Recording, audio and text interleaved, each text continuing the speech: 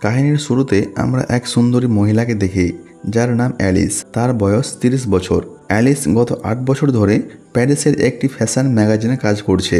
সে তার ক্যারিয়ারে এগিয়ে যেতে চায়, কিন্তু তার তীক্ষ্ণ স্বভাব আর পুরনো ধাঁচের চিন্তাভাবনা তার উন্নতির পথে বাধা হয়ে দাঁড়িয়েছে। সেই কারণেই তার গত 8 বছর ধরে কোনো প্রমোশন হয়নি। অ্যালিসের স্বামীর সঙ্গে ডিভোর্স হয়ে গেছে আর সে তার ছোট এক মেয়েকে নিয়ে থাকে। কিন্তু কাজের কারণে অ্যালিস তার মেয়েকে খুব বেশি সময় দিতে পারে না।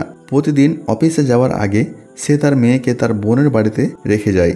একদিন অফিসের কাজে অ্যালিসকে ব্রাজিল যেতে হয়। কাজ শেষে যখন বিমানে প্যারিসের জন্য ওঠে, তখন তার দেখা হয় এক তরুণ ছেলের সঙ্গে যার নাম অ্যাডাম। অ্যাডামের বয়স 20 বছর। Adam economic class seat book করেছিল, কিন্তু তার সিটে সমস্যা হয় তাকে বিজনেস ক্লাসে এনে বসানো হয়, ঠিক অ্যালিসের পাশেই। ল্যান্ডিংয়ের সময় হঠাৎ প্লেনে সমস্যা দেখা দেয়। অ্যালিস খুব ভয় পেয়ে যায় এবং অজান্তেই অ্যাডামের হাত ধরে ফেলে। এটা দেখে অ্যাডামের মনে অদ্ভুত আনন্দ হয়, কারণ জীবনের প্রথমবার কোনো মেয়ে তার হাতে হাত দিয়েছে। সেদিন থেকেই সে অ্যালিসের প্রতি আকৃষ্ট হয়ে পড়ে। কিছুক্ষণ পর প্লেন ল্যান্ড করে এবং অ্যালিস বেরিয়ে যায়। অ্যাডাম কথা বলতে চাইলেও অ্যালিস শুধু বাই বলে চলে যায়। কিন্তু তখনই অ্যাডামের চোখে পড়ে যে অ্যালিসের পেন ড্রাইভ সিটের নিচে পড়ে আছে। সে সেটা দেওয়ার জন্য এয়ারপোর্টের বাইরে আসে, কিন্তু ততক্ষণে অ্যালিস তার বোনের গাড়িতে উঠে পড়ে।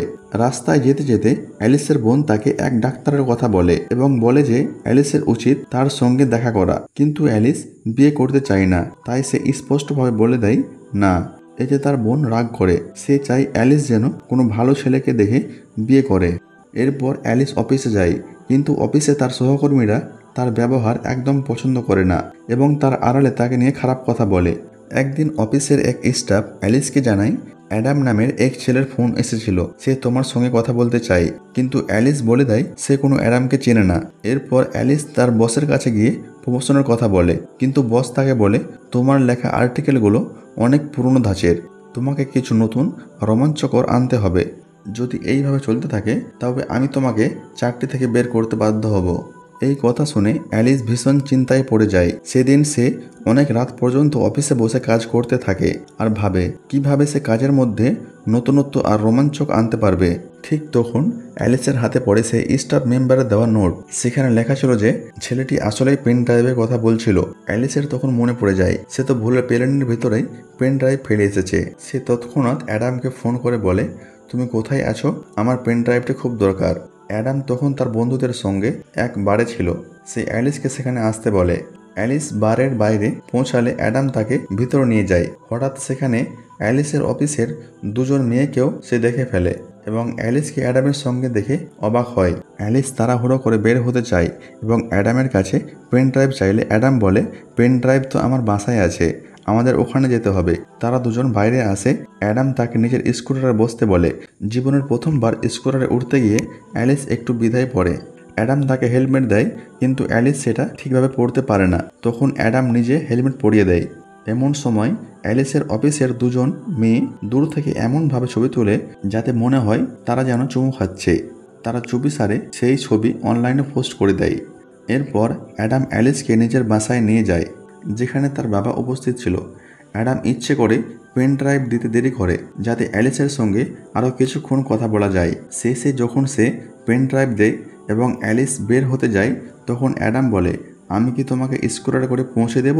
অ্যালিস বলে না, আমি ক্যাবে চলে যাব।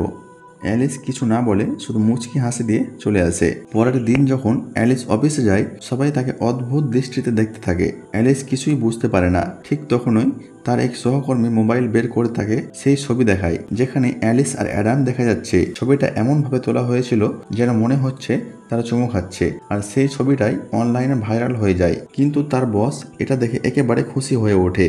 বস বলে আমরা তো এমনটাই চাইছিলাম। অ্যালিস অবাক হয়ে বলে এমন কিছু হয়নি, কিন্তু বস হাসতে হাসতে বলে আমাদের তো এমনটাই চাই। এই ছেলেটা তোমার থেকে অনেক ছোট, এটা একেবারে অন্যরকম দেখাচ্ছে। আমাদের ম্যাগাজিন তো তরুণদের জন্য। যদি তুমি এক তরুণের সঙ্গে সম্পর্কে থাকো, তাহলে তুমি যুব সমাজকে আরো ভালোভাবে বুঝতে পারবে। এতে ম্যাগাজিন আরো বেশি বিক্রি হবে, কারণ মানুষ আসলে একটু মশলা মশলাই বেশি পছন্দ করে। কিন্তু অ্যালিস কোনোভাবেই নিজের থেকে ছোট ছেলেকে ডেট করতে চাইছিল না। সে এই ব্যাপারে তার ঘনিষ্ঠ বন্ধুর সঙ্গে কথা বলে। তার বন্ধু বলে তুমি শুধু দুনিয়াকে দেখানোর জন্য অ্যাডামকে ডেট করো, তোমার বস এটা দেখলে খুশি হবে আর তোমাকে প্রমোশন দেবে। অ্যালিস বুঝতে পারে কার অনুভূতি নিয়ে খেলা করা আর মিথ্যা সম্পর্কে দেখানো সঠিক নয়, কিন্তু তার মাথায় শুধু প্রমোশনের কথা চলছিল। তাই বেশিক্ষণ না ভেবে সে নিজের ক্যারিয়ার এগিয়ে নেওয়ার জন্য অ্যাডামকে ব্যবহার করার সিদ্ধান্ত নেয়। পরের দিন অ্যালিস অ্যাডামের সঙ্গে দেখা করে, কিন্তু এদিন সে একেবারে নতুন লুকে তার সাথে দেখা করতে আসে। তাকে দেখে অ্যাডাম চোখ সরাতেই পারছে না। অ্যালিস তার সঙ্গে ফ্লার্ট করতে শুরু করে আর তারা দুজনেই গল্পে মেতে ওঠে। সেই রাতেই অ্যালিস অ্যাডামকে নিয়ে তার এক বন্ধুর শোতে যায়। সেখানে অ্যালিস ইচ্ছে করেই সবার সামনে এমনভাবে আচরণ করতে থাকে যেন বোঝা যায় সে নিজের থেকেও 10 বছর ছোট ছেলেকে ডেট করছে। অ্যাডাম জানতো যে অ্যালিসের ডিভোর্স হয়ে গেছে এবং তার এক মেয়ে আছে, কিন্তু অ্যাডামের এতে কোনো আপত্তি ছিল না। অ্যালিস বলে, আমাদের আরও ভালোভাবে একে অপরকে বুঝতে হবে। ঠিক তখনই অ্যালিসের ফোনে তার বোনের কল আসে। বোন বলে, আমি ওই ডাক্তারকে বাড়িতে ডেকে এনেছি, তুমি তাড়াতাড়ি বাড়ি চলে এসো। অ্যালিস যেতে চাইছিল না, কিন্তু বোনের মন রাখতে গিয়ে অ্যাডামকে মিথ্যা বলে, আমার মেয়ের শরীর খারাপ, আমাকে বাড়ি যেতে হবে। এটা শুনে অ্যাডাম একটু চিন্তিত হয়ে যায়। সে তাড়াতাড়ি একটি ট্যাক্সি ডেকে আনে, অ্যালিসকে বসিয়ে দেয়। এটা দেখে অ্যালিসের মনে হয় অ্যাডাম তাকে সত্যি অনেক কেয়ার করে। বাড়ি পৌঁছে অ্যালিস তার বোন দুলাভাই সেই ডাক্তারের সাথে ডিনার করে, কিন্তু অ্যালিস তখন ড্রিঙ্ক করে এসেছিল। তাই সে নেশার ঘরে ডাক্তারকে আজে বাজে প্রশ্ন করতে থাকে। এতে ডাক্তার অপমানিত বোধ করে এবং সেখান থেকে চলে যায়। এইদিকে অ্যালিস বারবার চেষ্টা করছে যেন তার বস খুশি হয়ে তাকে প্রমোশন দেয়, কিন্তু কিছুতেই কাজ হচ্ছিল না। তাই সে ঠিক করে অ্যাডামকে নিয়ে যাবে এক ফ্যাশন শোতে, যেখানে তাদের কোম্পানির সিইও আর বস দুজনেই উপস্থিত থাকবে। শো চলাকালীন যখন মডেলরা র্যাম্পে হাঁটছিল, তখন হঠাৎ করে এক মেয়ে পড়ে যায়। এটা দেখে অ্যাডাম সঙ্গে সঙ্গে ছুটে গিয়ে তাকে উঠিয়ে দেয়। সিইও অ্যাডামের এই ব্যবহার দেখে ভীষণ মুগ্ধ হয়। শো শেষ হওয়ার পরে অ্যালিস আর অ্যাডাম পার্টিতে গিয়ে ড্রিঙ্ক করতে থাকে এবং একসঙ্গে নাচতে শুরু করে। নাচতে নাচতে তারা একে অপরের খুব কাছাকাছি চলে আসে, কিন্তু কিছু ঘটার আগেই অ্যালিস দেখে কয়েকজন মেয়ে তাদের ছবি তুলছে। এটা দেখে অ্যালিস তৎক্ষণাৎ অ্যাডামের হাত ধরে তাকে বাইরে নিয়ে যায়। অ্যাডাম স্কুটার করে অ্যালিসকে তার বাড়ি পৌঁছে দেয়। ঠিক তখনই অ্যাডাম অ্যালিসকে চুমু খেতে যাচ্ছিল, কিন্তু অ্যালিস পিছিয়ে যায় এবং চুপচাপ ভিতরে ঢুকে পড়ে। অ্যাডামের মনে হয় সে অ্যালিসের কাছে আসার সুযোগটা হারিয়ে ফেলল। কিছুক্ষণ পর সে আবার অ্যালিসের বাড়িতে যায়। সেখানে জানতে পারে অ্যালিসের মেয়ে আসলেই তার খালার বাড়িতে আছে। এরপর অ্যাডাম অ্যালিসকে চুমু খায়। অ্যালিস এরপর নিজেকে আটকাতে পারে না। তারা দুজনে একে অপরের সঙ্গে ঘনিষ্ঠ হয়ে পড়ে। পরের দিন সকালে অ্যালিসের ভীষণ খারাপ লাগে আগের রাতের ঘটনার জন্য। সে অ্যাডামকে বলে, তুমি এখন বাড়ি থেকে চলে যাও। কিন্তু বাইরে তখন প্রবল বৃষ্টি হচ্ছিল, তাই বৃষ্টি থামা পর্যন্ত অ্যাডাম ঘরে থেকে যায়। ঠিক তখন অ্যালিসের বোন আর মেয়ে বাড়ি ফিরে আসে। অ্যালিস তাদের বলে, অ্যাডাম আমার সহকর্মী। অ্যালিস অ্যাডামের হাতে কিছু ফাইল দিয়ে দেয় আর অ্যাডাম বের হয়ে যায়, কিন্তু দরজার বাইরে যেতেই অ্যালিস তাকে থামিয়ে চুমু খায়। এখান থেকে বোঝা যায় যে অ্যালিস এখন সত্যিই অ্যাডামকে পছন্দ করতে শুরু করেছে। এরপর থেকে অ্যালিস আর অ্যাডাম প্রায় একসঙ্গে ঘুরতে যায়। অ্যাডাম তাকে নানা সারপ্রাইজ দেয়, নতুন জায়গায় নিয়ে যায়, যা অ্যালিসের খুব ভালো লাগে। এভাবেই তাদের মধ্যে গভীর আবেগ জন্মাতে শুরু করে। একদিন অ্যাডাম অ্যালিসকে প্রশ্ন করে, তুমি দেখতে সুন্দর, ধনীও, তাহলে আমাকে কেন পছন্দ করলে? অ্যালিসের তখন কোনো উত্তর থাকে না, কারণ সে জানতো প্রথমে সে অ্যাডামের সঙ্গে সম্পর্কে জড়িয়েছিল শুধুই নিজের ফায়দার জন্য, কিন্তু এখন সত্যিই সে অ্যাডামের প্রেমে পড়ে যায়। কিছুদিন পর অ্যালিস তার কাজে প্রমোশন পেয়ে যায়। এতে সে ভীষণ খুশি হয়, কিন্তু এরপর থেকেই অ্যাডামকে নিয়ে ভাবতে শুরু করে এই সম্পর্কটা কি চালিয়ে যাওয়া উচিত। একদিন যখন তারা দেখা করে, অ্যাডাম বলে, আমি তোমাকে খুব ভালোবাসি এবং তোমাকে বিয়ে করতে চাই। এটা শুনে অ্যালিস একেবারে অবাক হয়ে যায়। সে বলে, আমরা একেবারে আলাদা, আমি তোমার থেকে 10 বছরের বড়, তোমার তো এখনও জীবনে অনেক কিছু করার বাকি আছে। অ্যালিস বলে, আমরা এই সম্পর্কটাকে এগিয়ে নিয়ে যেতে পারবো না। আমি তোমাকে ভালোবাসি, কিন্তু আমার জীবনে অনেক দায়িত্ব আছে, আমার মেয়ে আছে, আমার কাজ আছে। এমন অবস্থায় আমরা একসঙ্গে থাকতে পারি না। মানুষও আমাদের সম্পর্কটা নিয়ে অনেক কিছু বলবে, হয়তো এখানে থেমে যাওয়া উচিত। কিন্তু অ্যাডাম তার কথা মানতে চায় না। তবুও অ্যালিস তাকে ছেড়ে চলে যায়। অ্যালিস জানতো সে প্রথমে শুধু প্রমোশনের জন্য অ্যাডামকে ব্যবহার করেছিল, কিন্তু এখন সত্যি তার প্রেমে পড়ে গেছে এবং তার সঙ্গে থাকতে চায়। তবুও দায়িত্ব আর সমাজের ভয়ে সে অ্যাডামের থেকে দূরে সরে যায়। অ্যালিস অ্যাডামের থেকে দূরে গিয়ে খুব একা আর নিঃস্ব হয়ে পড়ে। তার জন্য অ্যাডামকে ভুলে যাওয়া ভীষণ কঠিন হয়ে পড়েছিল। অন্যদিকে অ্যাডামেরও একই অবস্থা, সেও কষ্ট পাচ্ছিল। সে নিজের দুঃখ তার বাবার সঙ্গে শেয়ার করে। তার বাবা তাকে বোঝায়, যখন আমি তোমার বয়সে ছিলাম তখন আমিও প্রেম করেছিলাম। এই সব তো চলতেই থাকে, তোমাকে জীবনে এগিয়ে যেতে হবে। কিছুদিন পর অ্যালিসের অফিসে সিইও নিজে এসে ম্যাগাজিনের ফটো দেখছিল, কিন্তু তার সেগুলো একদম পছন্দ হচ্ছিল না।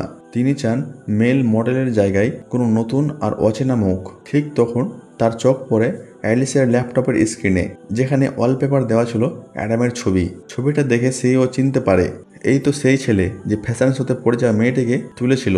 সঙ্গে সঙ্গে সিদ্ধান্ত নেই অ্যাডাম হবে তাদের ম্যাগাজিনের নতুন মডেল।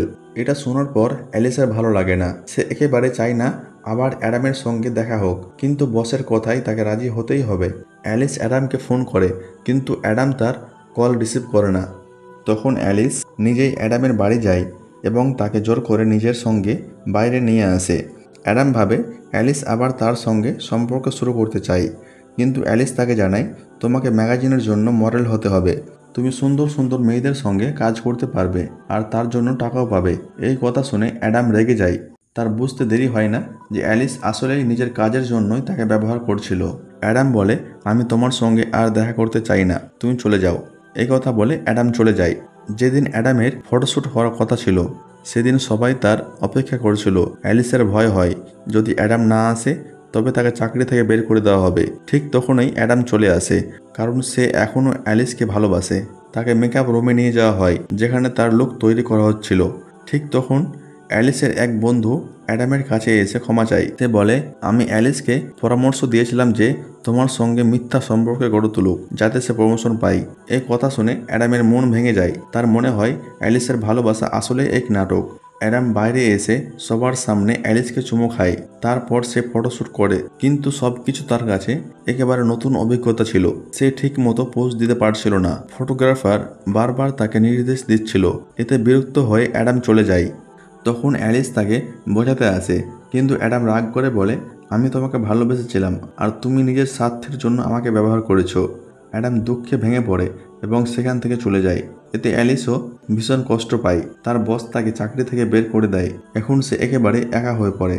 অ্যালিস অ্যাডামকে ভুলতে পারছিল না। প্রতিটা মুহূর্তে তার স্মৃতি তাকে কষ্ট দিচ্ছিল।